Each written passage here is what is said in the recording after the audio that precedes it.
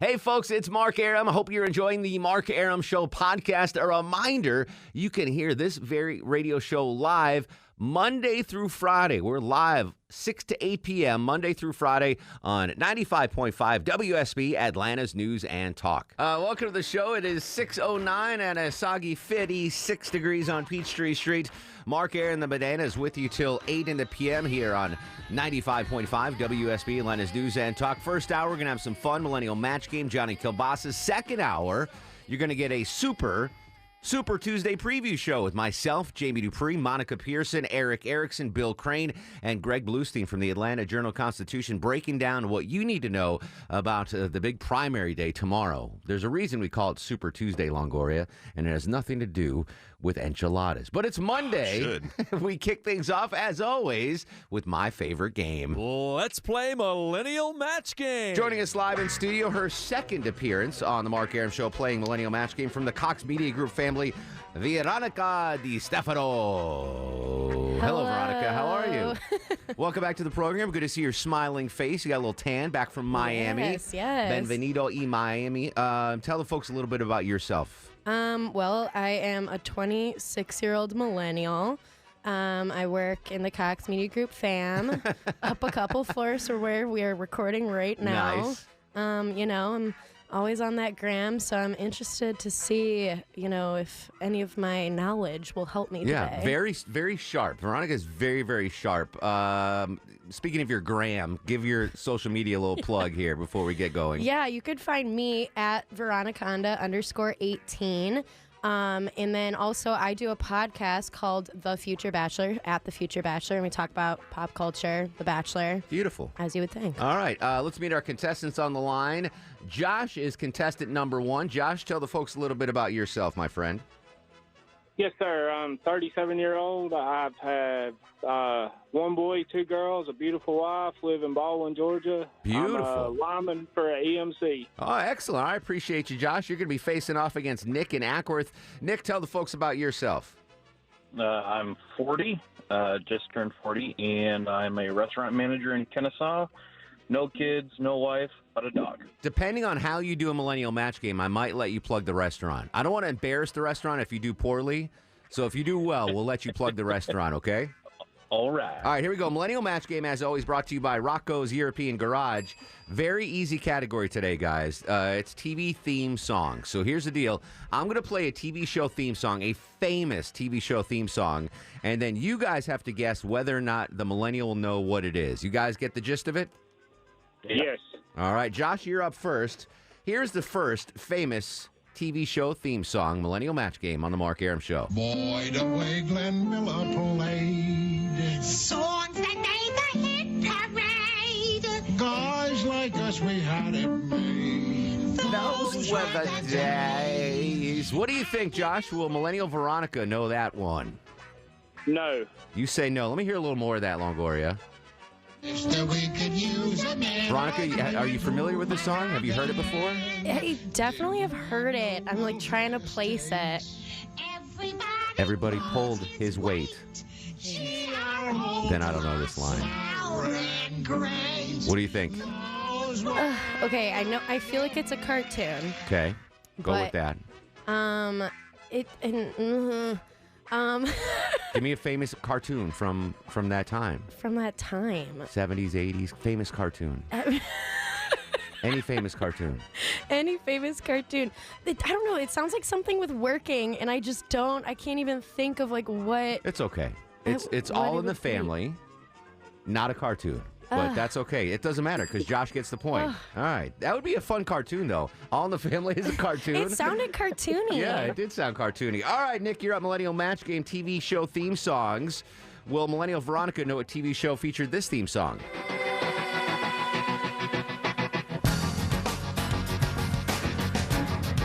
Is this Depeche Mode? Sounds like Depeche Mode. Smiths. Oh, okay, duh. What do you think, Nick? Depeche Mode and the Smiths are not a TV show, by the way, Veronica. Will Millennial Veronica know what TV show featured that theme song? No. You say no. I'm with you on that. Veronica? I'll give you a little more. Let me give you a little more. Yeah, give me a little bit more. It's a great song. It is a good song.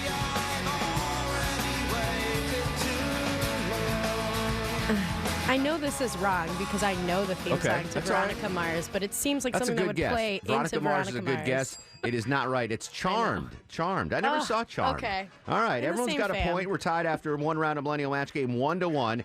TV show theme songs brought to you by Rocco's European Garage. Round 2 Millennial Match Game, TV theme show edition brought to you by Rocco's European Garage. Josh, you're up. Will Millennial Veronica know a TV show feature this famous theme song?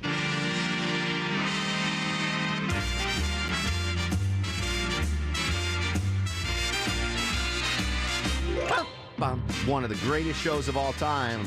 Might be a little too old for 26-year-old Veronica. What do you think, Josh? Will she know what TV show that's from? I don't think she will. No. Not a chance in hell. Great TV show, by the way. Like Old, black and white TV show. black and white. Yeah, exactly. Like an Instagram filter. You know the black and white Instagram filter? Hardy har har.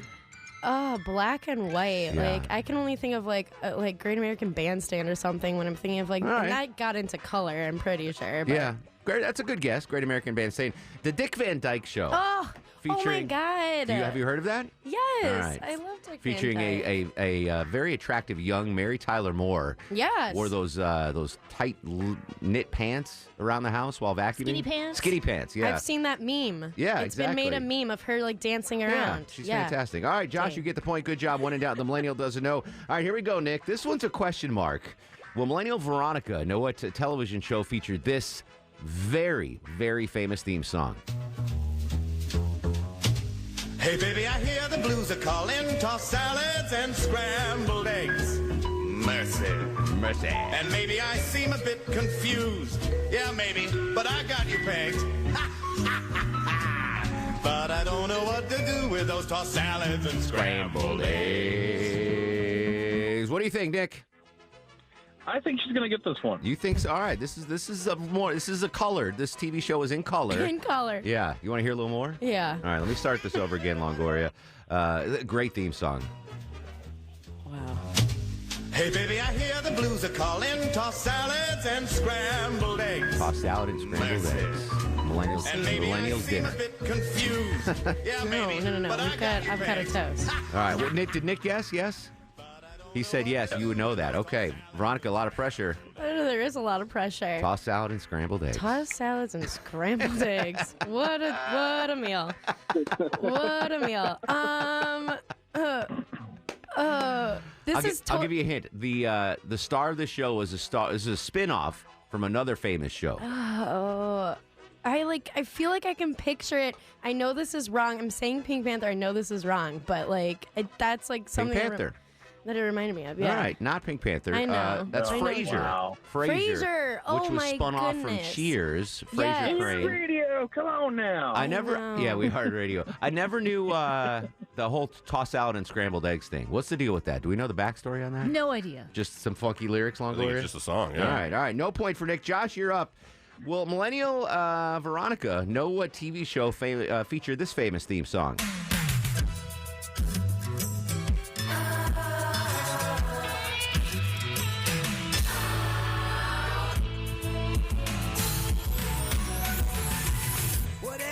Oh, come on. Yeah.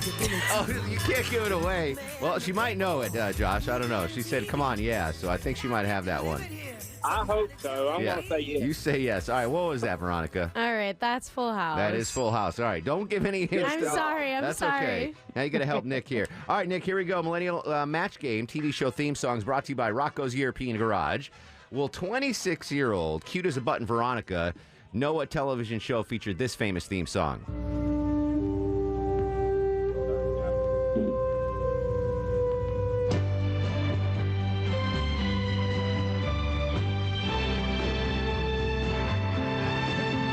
Grand sweeping theme. What do you think? Will Veronica know? I want to say yeah, but unfortunately my answer is no. Yeah, when in doubt, the Millennial doesn't know. Veronica, one hint. This is actually Low T Chuck's ringtone. That doesn't help me. That doesn't help you? That doesn't help me at all. All right, what do you think? I'm just going to stab in the dark. I'm going to say MASH. That's a good guess. No, it's not MASH. It's Little House on the Prairie. Oh, Little House on wow, and I loved that the show. Ingalls family. All right, who's up, Deb Green? It's Josh's turn. Josh, Millennial Match Game. Will Veronica, the millennial, know what TV show featured this theme song?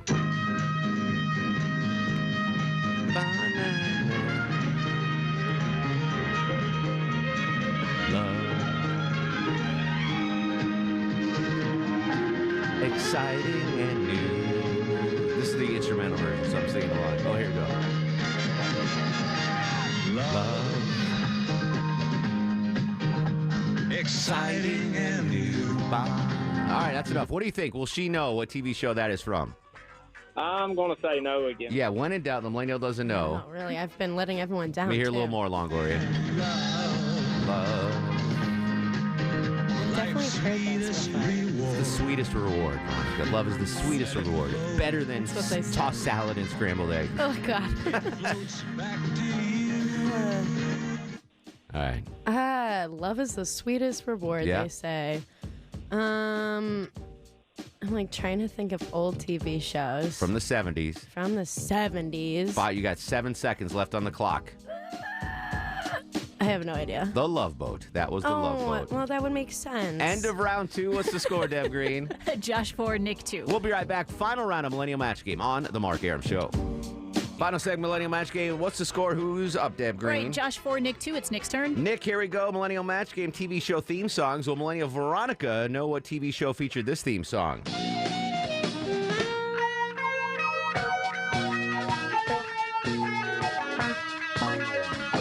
Come and knock on our door. Come and knock on our door. We've been waiting for you. We've been waiting for you. What do you think, Nick? Real quick, will she know? Yes. You say yes. You're a brave man, Nick. Give me that TV show there, Veronica. I'm just gonna say Cosby Show. I have no idea. Three's Company. Oh. And a Millennial Match Game. Everybody wins, though, Deb. What did they win? Yeah, both of you got tickets to go check out the Goo Goo Dolls, Lifehouse, and Forest Black damn. at Chastain on August 30th. Hang on the line, guys, real quick. Your Instagram handle, Veronica? At Veroniconda_18 and then at The Future Bachelor. All right. Always a pleasure, dear. News, Thank weather, you. and traffic next. This is The Mark Arum Show. Hi, this is Louis Gossett Jr. This is the Mark Arum Show. And if you have any common sense, you should listen to the Mark Arum Show. Thank you, Dr. Gossett. 6:39 on a Monday, soggy Monday, 52 degrees on Peachtree Street. 5 on the Mark Arum Show back sweat meter. Coming up second hour of the program, a star-studded Super Tuesday preview show. Myself, Bill Crane, Jamie Dupree, Greg Bluestein, Monica Pearson, and Erick Erickson as we preview the big voting day mañana. Real quick before we hit the phones and Johnny Kielbasa with the faster Drew. You had a good weekend, Deb? Lenting is okay? Lenting is fine. Lenting is okay. Longoria, it looks like you had a great time at your daughter's birthday party, which I was not invited to. You were invited on Friday night. You didn't get the email. I didn't get the email. Oh, well, check your emails. It got bounced back. It did. Unbelievable. Chuck, how was your weekend, buddy? That was great. Excellent. He was at the party. So I went to, were you? No, he wasn't. I was out of town. So I went to dinner. A little shout out to McKendrick Steakhouse in Dunwoody. We went there. I had a buddy in from out of town from New York, and we went there for dinner. And everyone there listens to the show. And I talked about on the show having to sign. I went to the auto show on Saturday, and they didn't have headshots. So I talked about how I was going to sign Fred Blankenship's. Yeah. So Steve, the maitre d', prints out a picture of Fred Blankenship, and at the end of the meal with the check prevents it. He's like, hey, can you sign this for me? Nice. Very nice. I actually wound up signing Mark Winnie's pictures There you go. on Saturday because I just crossed out the Winnie on the bottom and put Arum and then signed him. But I promised next year I will have headshots. The coronavirus update. Let me give you the latest from ABC Radio News. President Trump has said he wants to see a coronavirus vaccine developed quickly, and he's pushing pharmaceutical companies to speed up their efforts. He sits down this afternoon at the White House with top officials from major drug makers. We've asked them to accelerate whatever they're doing in terms of a vaccine. The president on Saturday said a vaccine is being developed very quickly, but top health officials are warning it will take a year to a year and a half, and that is still a very fast timeline. Karen Travers, ABC News, the White House. And this was President Trump later in the day as he was leaving the White House. We had a great meeting just now with the pharmaceutical companies. A lot of you probably saw the results of the meeting. but I think the results will be spectacular. You heard Vice President Pence live here on WSB at that press conference. The very latest, 6 dead now in the U.S., most of them, if not all of them, in the Seattle, Washington area, which kind of freaks me out because my brother lives there, and now 100 infected. We'll talk about that in just a second, but let's hit Johnny Kielbasa with that old fast food review. And now, on the Mark Arum Show, it's time for the Fast Food Review.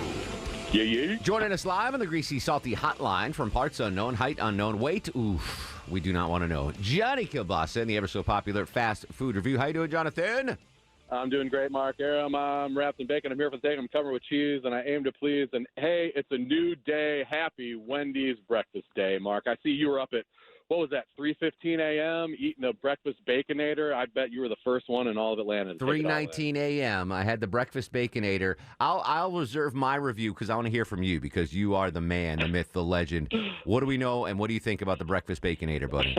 Well, what do we know for those of you who might have heard me talk about it on this very show about 4 times before now? Hey, if you haven't found out by now, it is the best breakfast sandwich on the market, coming straight out, just like Brock Lesnar coming out and winning the WWF title in his first couple of matches. Great analogy. You've got sausage, you've got bacon, you've got more bacon, you've got egg, you've got cheese, you've got some sort of weird type of whip on top of it, brioche bun. Mark, I know it might be a little too much sodium if you're looking for something to take it down with. Maybe you shouldn't have sausage and bacon at the same time, but if you're going to have a Baconator, you might as well have 6 pieces of bacon on top of it, Mark. Yeah, that seemed to be enough to be. So I enjoyed it. I had it this morning.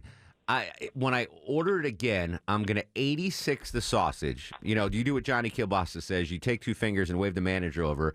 I want to eliminate the sausage and throw an extra egg on there because it was just 1 fried egg. I want 2 fried eggs with the 6 strips of bacon and the cheese. Because it was too much. The bacon should be the star here, and the sausage kind of took away from it. But overall, it was a very, very tasty sandwich.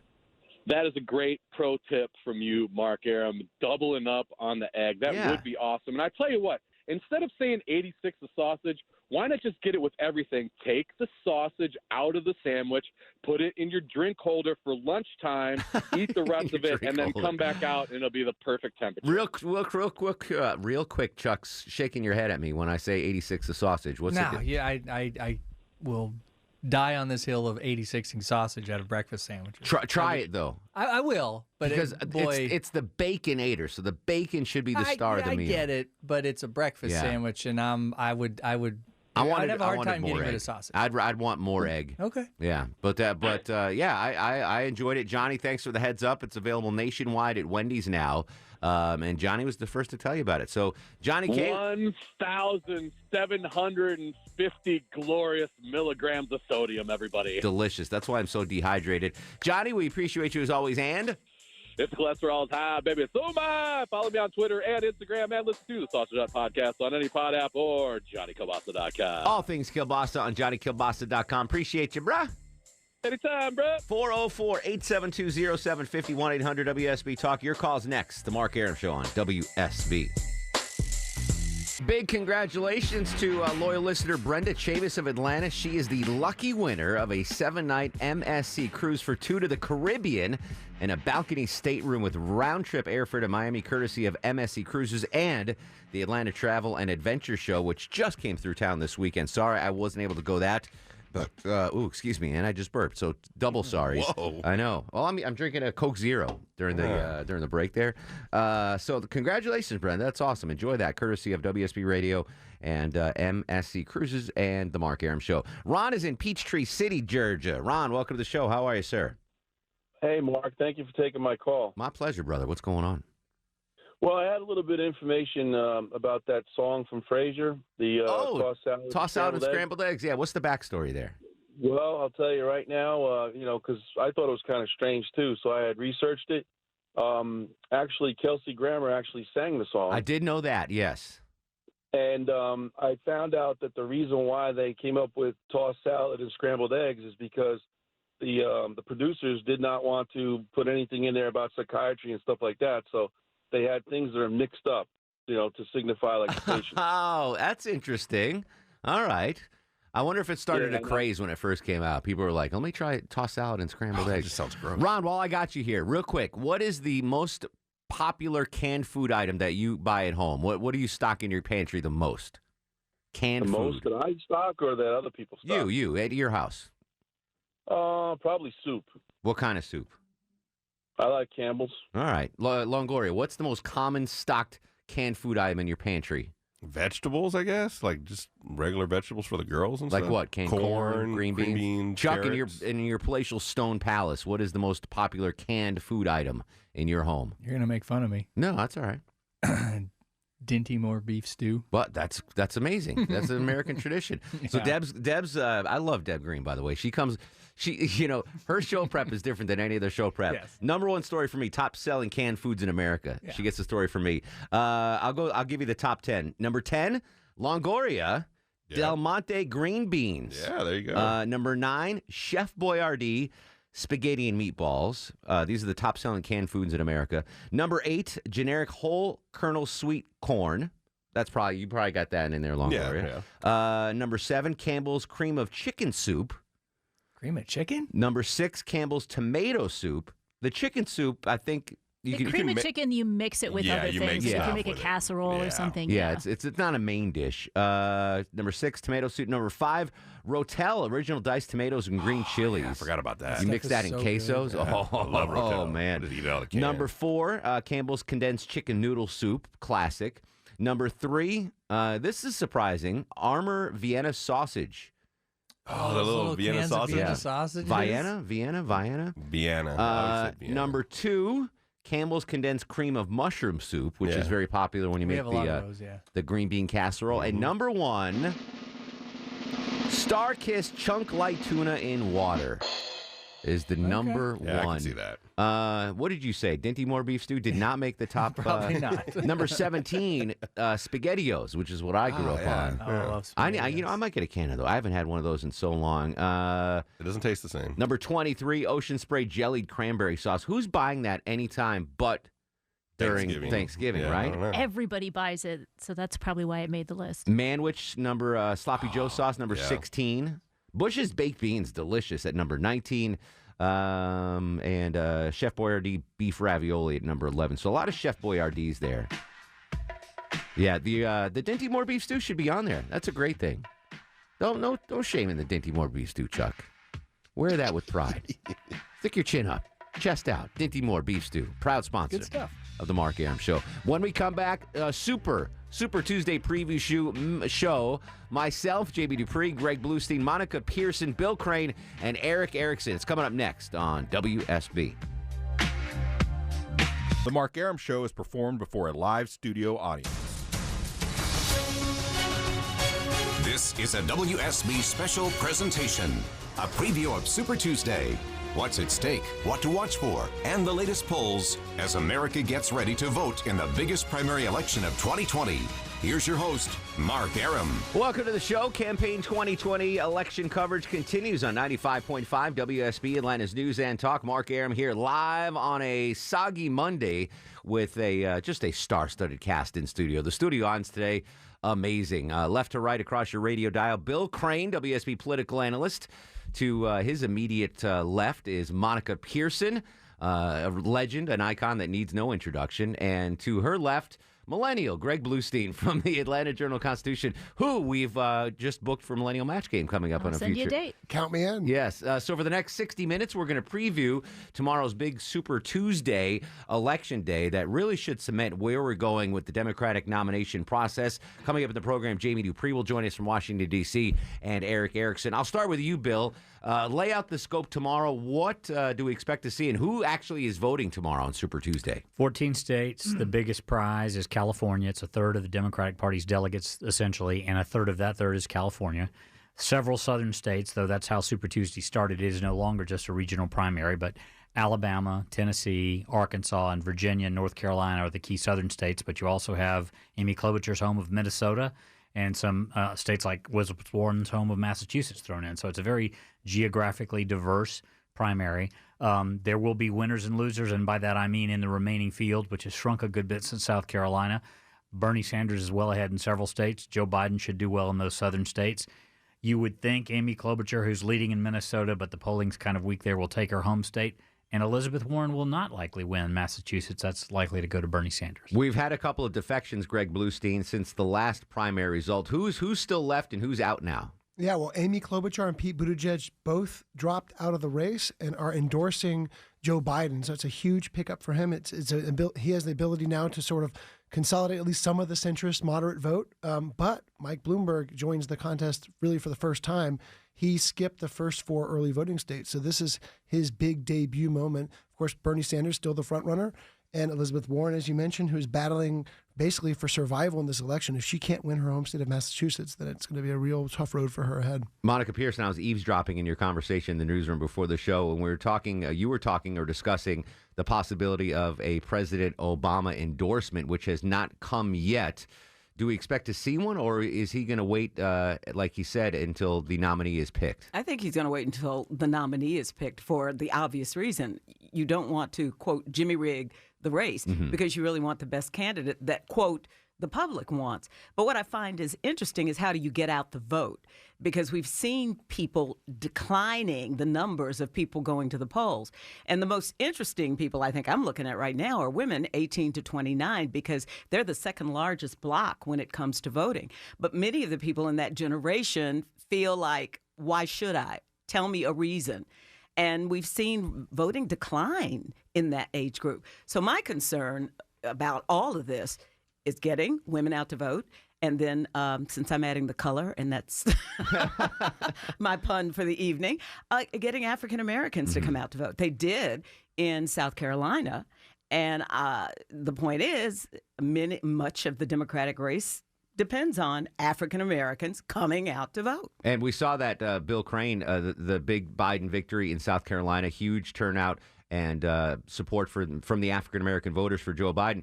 Biden had been lagging in terms of money compared to Bernie Sanders, and we'll discuss Bloomberg in a second. But now he's got that win. I would imagine that some of the establishment donors are now opening up the checkbook for the former vice president. He has supposedly had it. It hasn't all been reported yet. A very good 48 hours, but it will take more than that to catch up. He's also had some debate performances that have cost him in terms of the big donors and the people looking at viability and wondering where he is in the spectrum in terms of his own political career. I mentioned the establishment, and they're kind of. We saw that with the endorsement. They like him way better than Bernie Sanders. Exactly right, and I'm starting to see it. This was always bubbling under the surface that the establishment is not keen on Bernie Sanders because, well, first he's not truly a Democrat. You know, he's an independent. He caucuses with the Democrat. But now, Greg Bluestein, we're starting to see some pushback from the Democratic establishment against Bernie Sanders. Oh, definitely. And as Monica mentioned, it's coming from allies of President Obama, if not President Obama himself. And you're starting to see a wave of endorsements go Biden's way. I mean, several of them came out after his Saturday victory in South Carolina. Several more came out yesterday, and you're seeing more today. So you're starting to see that centrist movement coalesce behind him. And he raised $46 million in the month of February. So he's starting to restock his campaign coffers that were running very dry just a few weeks ago. And then I want to mention this. Yes. You've got to remember that also there are ads running now, and then talk show hosts are telling people now, because this is an open primary, you don't have to go vote Republican. Go vote Democrat so that Sanders can be the person who wins, the nominee.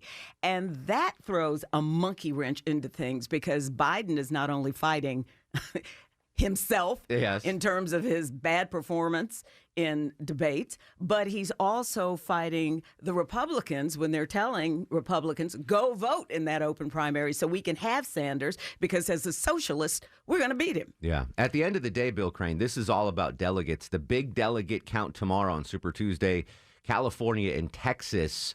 Who's leading the polls in those two big states? Sanders is well ahead in California. The race is a little bit more liquid, if you will, in Texas, and no one's been called to win that within the margin of error of several polls, but he should handily win California. But interesting, California not only apportions 15% is the threshold to get any delegates, it's by congressional district. So we may be waiting a few days. We'll know the popular vote probably Wednesday, early Thursday, but we may not know the delegate split on that state. And right now it's only 6 delegates between Joe Biden Bernie Sanders because all those earlier contests were in small population states. But then also, don't forget, in both those states, you have a large Hispanic vote. And that is a bloc that is growing like crazy. Now, the polls have shown before that most Hispanics are more conservative and vote Republican. But in the younger groups of Hispanics, you see them, or Latinx, as they're saying now, you see them going to the Democratic Party.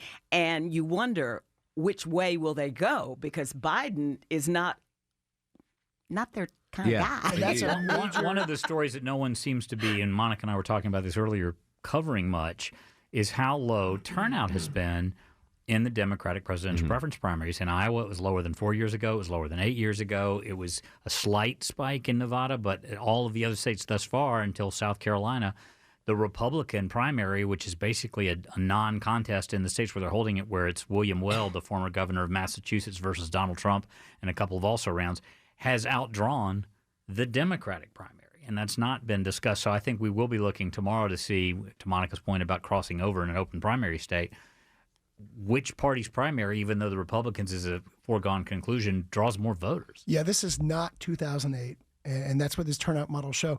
And really, with Pete Buttigieg getting out of the race, the youngest man in this contest now is Joe Biden, who's 73 years old. Unbelievable. Who would have believed with 30 candidates in the beginning we would end up with 3 white men? Well, shocking. 3 old white men. And Elizabeth Warren, but yeah. Super Tuesday preview show continues on the Mark Arum Show on WSB Radio. Loyal listeners of the Mark Arum Show are very familiar with Michael Bloomberg. He runs plenty of ads during my show.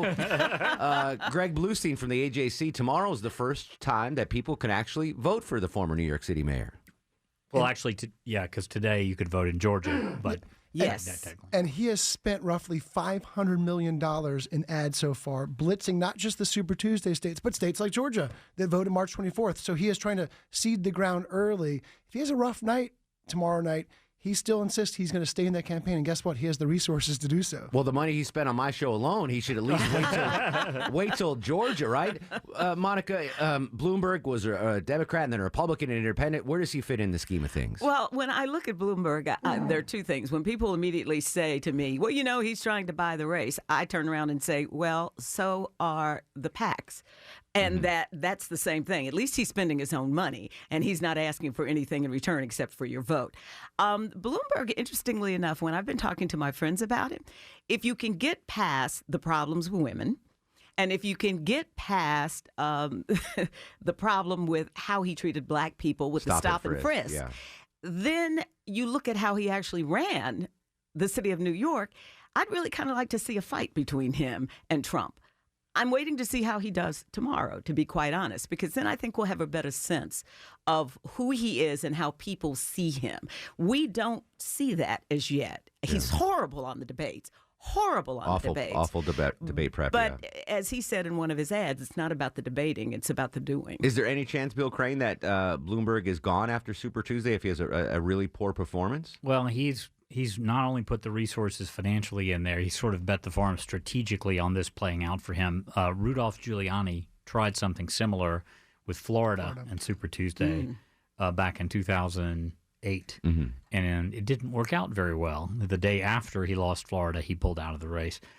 It's a risky strategy to let so many states, in this case 4, go and the momentum shift back and forth. But unlike every other candidate who's attempted this before, he has the financial resources to go the distance if he wants to. Doesn't that mean we could have a brokered convention? Yes, it does. Yes. I'm not Erick Erickson with sources inside the White House, but just as an observer and a voter and a citizen, it seems to me via the tweets that Donald Trump doesn't want to face Michael Bloomberg. He does not want Bloomberg to win the Democratic nomination. Am I reading that right? You are, but Bloomberg staying in, the person hurt most by that is Joe Biden. Yeah. Absolutely. And he's been openly advocating at Republican rallies both in New Hampshire and South Carolina for Republican voters to go out and vote for Bernie Sanders. So he clearly is telegraphing who he wants to face.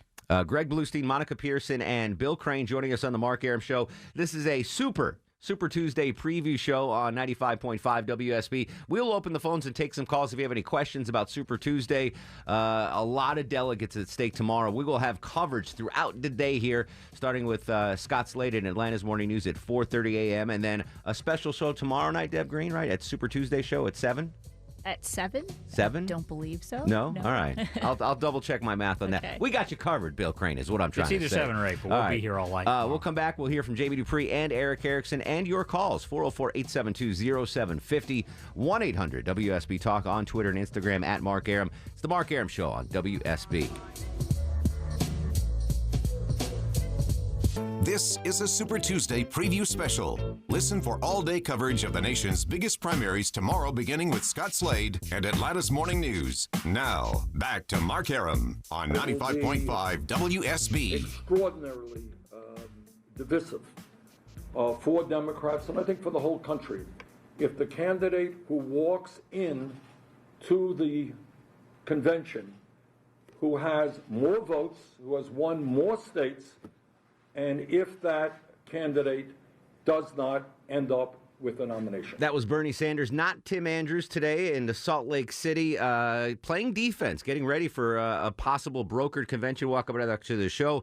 Mark Arum in studio with Bill Crane, Monica Pearson, and Greg Bluestein from the Atlanta Journal-Constitution. Speaking of the candidates, Joe Biden holding a rally today in Dallas, Texas, ahead of Super Tuesday, and now that Amy Klobuchar and Pete Buttigieg have suspended their campaigns for the Democratic bid, they're expected to make an appearance at the rally tonight and officially endorse Biden. You can listen to the rally on WSB Radio's app or at WSBRadio.com starting at 8:30 p.m. And just to confirm, tomorrow we will have special coverage from 7 p.m. anchored by Chris Chandler all the way to 1 in the morning here on WSB, your official election station. Bill Crane, again, the states that are voting tomorrow for Super Tuesday is the big one.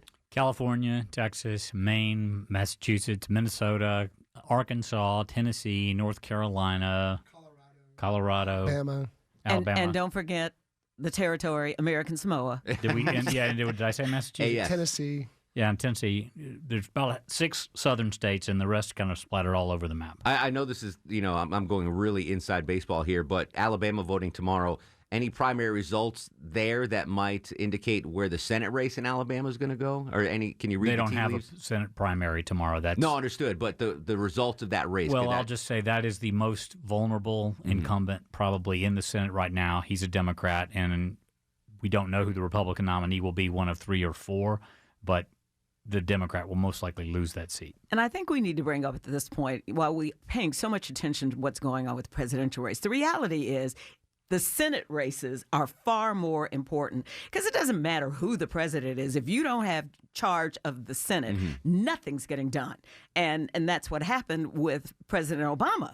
So if Bernie's in there or shall we say Bloomberg or whomever the Democratic nominee is, who wins, if the Senate is Republican, ain't nothing happening. Greg Bluestein, we talked about endorsements. Any of the big Georgia Democrats endorse any candidates yet on the record? Oh yeah, Stacey Abrams is the biggest name in the Democratic Party. She hasn't endorsed anyone, but you've got Lucy McBath who endorsed Mike Bloomberg.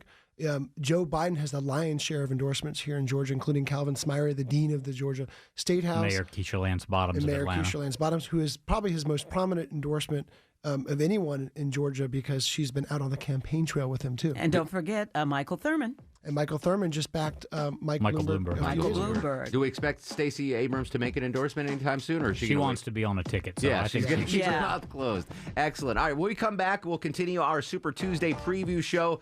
Bill Crane, Monica Pearson, and Greg Bluestein. Still to come, Jamie Dupree and Erick Erickson. Your thoughts, questions, or comments at 404-872-0750, 1-800-WSB. Talk again. Our Super Tuesday coverage tomorrow begins at 7 p.m. with Chris Chandler all the way up to 1 a.m. on 95.5 WSB, Atlanta's News and Talk. Hey, this is Phil Niekro, inducted in the Baseball Hall of Fame in 1997. You are listening to The Mark Arum Show. What other show would you listen to? This is a WSB special presentation, a preview of Super Tuesday. What's at stake, what to watch for, and the latest polls as America gets ready to vote in the biggest primary election of 2020. Here's your host, Mark Arum. Welcome back to the show, 7:36. Mark Arum with a truly star-studded cast here doing a Super Tuesday preview show. Bill Crane, WSB political analyst in studio. Monica Pearson, Greg Bluestein from the Atlanta Journal-Constitution. And now joining us live after having what I assume is a delicious dinner with his daughter, it's Erick Erickson, WSB radio evening host and from the Resurgent.com. Well, first things first, Eric, what was for dinner with your daughter tonight? The Rookery in downtown Macon, Georgia. Fantastic place. Fantastic onion rings. Onion rings. All right. Good to know. Absolutely. Eric, if you hear any noise, I promise it's not my stomach. Eric, thanks for joining us. Super Tuesday tomorrow. You've got sources in D.C. What do the folks think is going to happen tomorrow, first and foremost? Well, if Joe Biden has gotten enough of a bounce, you could see some consolidation happen after Super Tuesday. It's probably not going to happen tomorrow. He'll do well in Alabama and Arkansas. He'll do well in North Carolina, perhaps. But you've got Virginia is going to be close. Vermont obviously going to be a blowout. Interestingly enough, Utah will. It looks like Texas is probably going to be Bernie Sanders territory. And then, of course, there's California. The latest polling out of California has Elizabeth Warren and Joe Biden barely at 15%, which could shut them out of any delegates. Now, down to the district level, congressional district level, they may pick up a few. But if that polling is right and the polling averages are right, it's going to be a big night for Sanders. All that being said, you get to March 17th and you have Florida on the ballot and Arizona and Ohio, and those start to become Joe Biden territory. And it looks like, if you believe Steve Kornacki and others at MSNBC, and he's really good at this, you could get to March 29th with the Puerto Rico primary and suddenly have Joe Biden in the lead with delegates. But everything's got to go just right for Joe Biden between now and March 29th. Monica, let me ask you this question. Early voting started today in Georgia.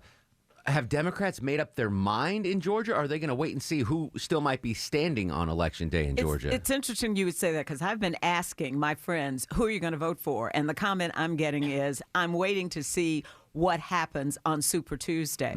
A lot of them are going to wait to vote on Wednesday or Thursday, particularly when you get the California results in. So, no, I don't think black people have decided who to vote for, no more than I think a lot of young people have decided who to vote for here in the state of Georgia, if we can get the young people out to vote. Yeah, that's a common theme I had is from my Democratic friends is they're definitely going to vote for a Democrat. They just don't know who yet. And we saw the sudden departure, Greg, yesterday and today of Klobuchar and Buttigieg.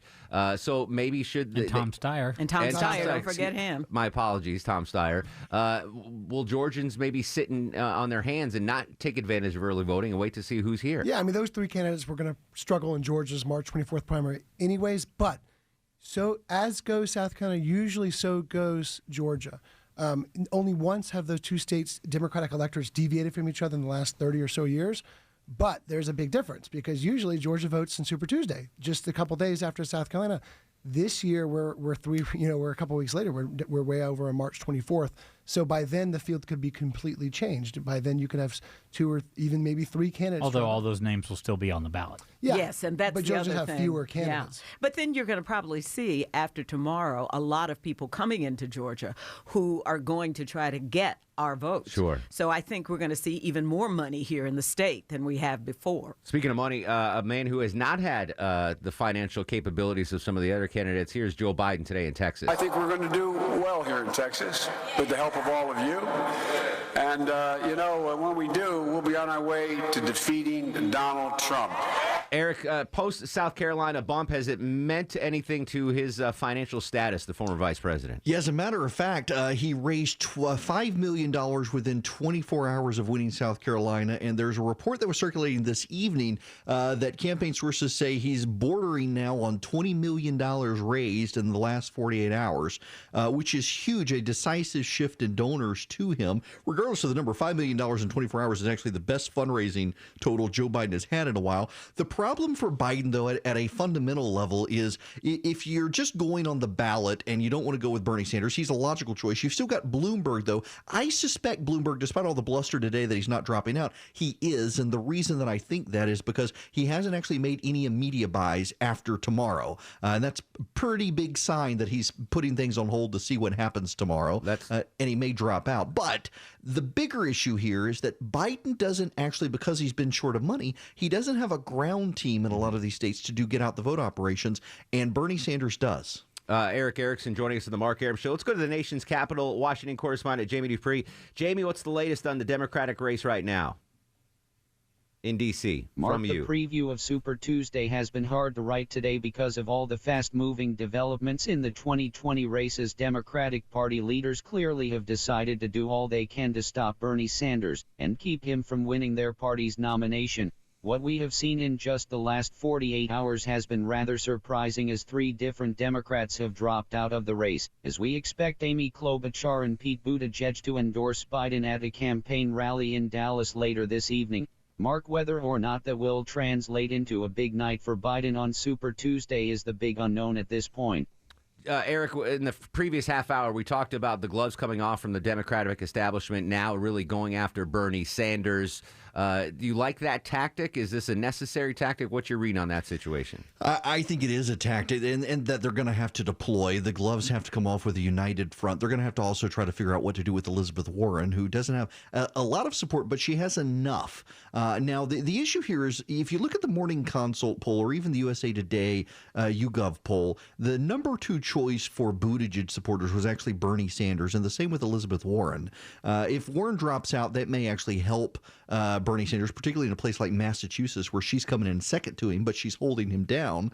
But the other big issue here that Biden and the rest of the company are going to have to deal with is, what do you do with the progressive base? We know that about 10% of Bernie Sanders supporters in 2016 actually wound up voting for Donald Trump. That was enough to give him Michigan, Wisconsin, and Pennsylvania. What do you do to calm those people down?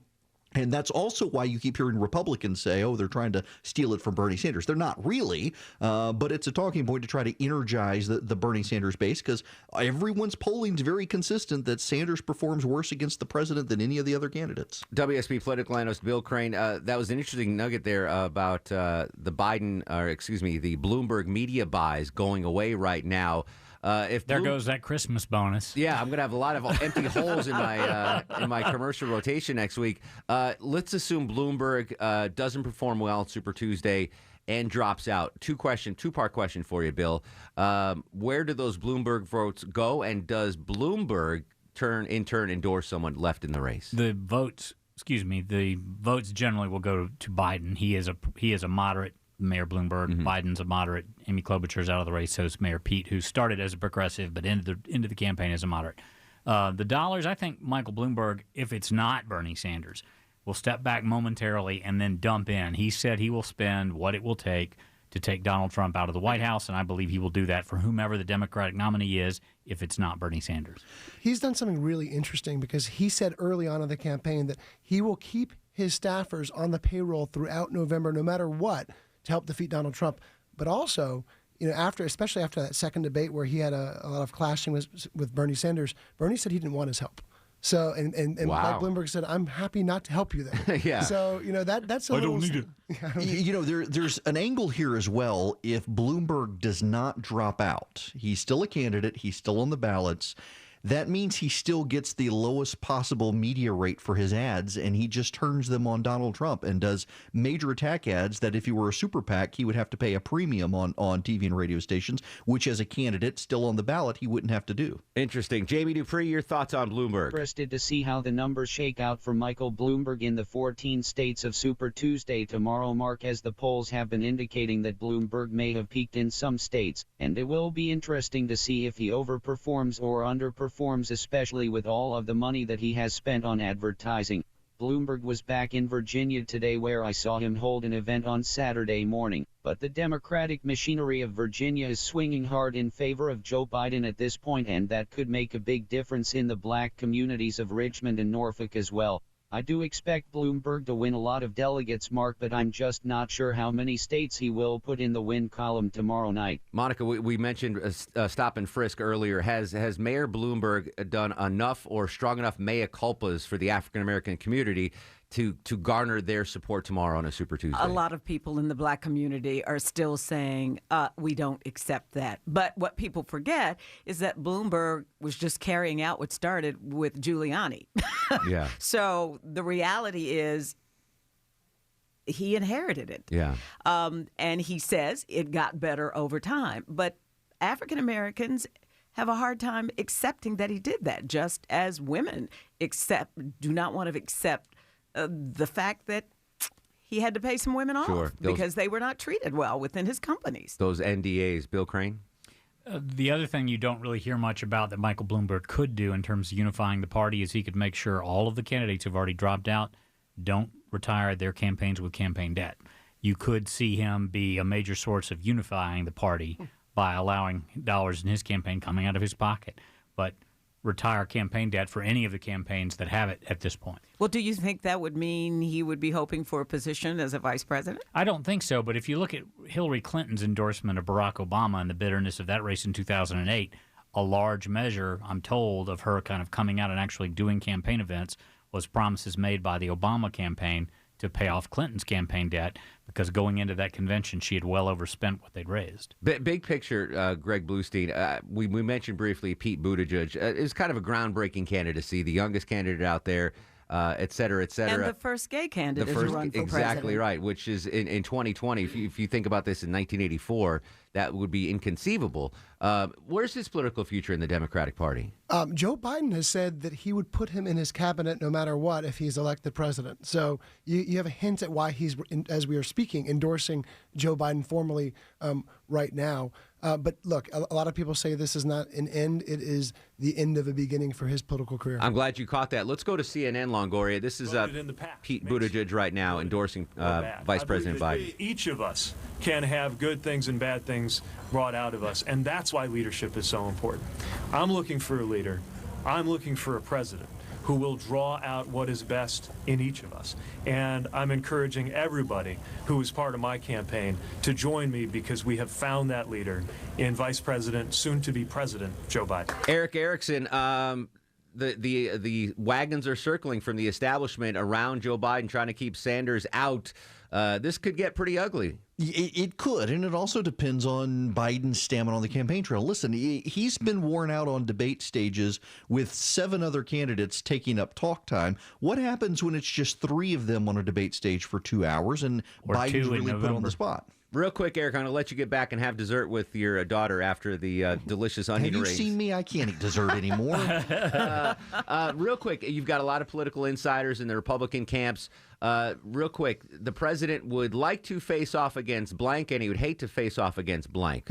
He would very much like to face Bernie Sanders. He would very much not like to face Joe Biden.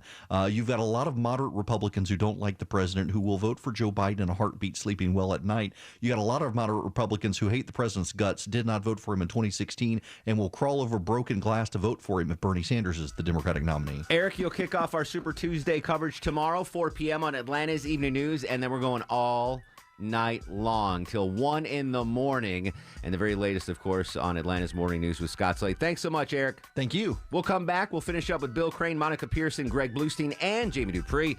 Special edition of the Mark Arum Show, a Super Tuesday preview on 95.5 WSB, Atlanta's News and Talk.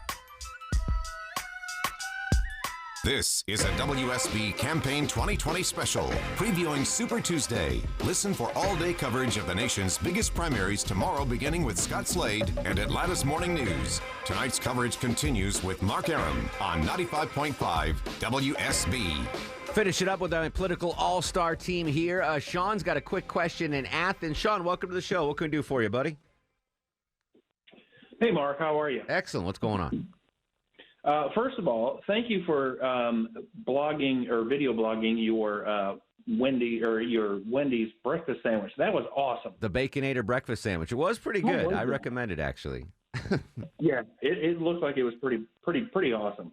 So here's my question. I recently got into it a little bit on Facebook with a Bernie Sanders supporter who was saying, hey, this free college thing, this free everything is great and blah, blah, blah. And I said, okay, well, how do you propose that we pay for it? And he simply says, we're just going to reallocate funds. It's not going to be new taxes. We're just going to reallocate. And I said, okay, well, when you reallocate, where do you mean? Are we going to take it from the defense budget, Medicare, Medicaid, border protection, wherever? I said, you can't just reallocate funds. Sure. And expect everything to run. Well, I mean, that's why we're seeing the Democratic establishment push back. Bill Crane, real quick predictions for Super Tuesday tomorrow. We're going to see a real stretch definition of comeback kid.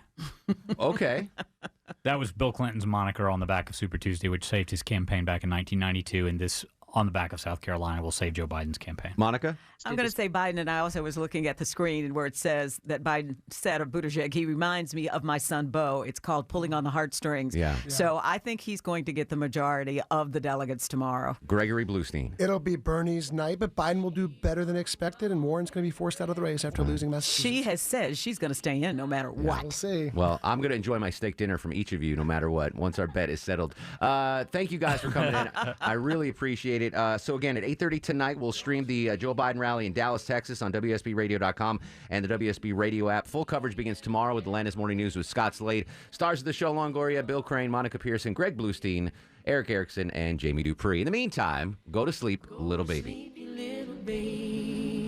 Guests of the Mark Arum Show stay at the All Suite Omni Hotel, located in the heart of Chicago's Magnificent Mile.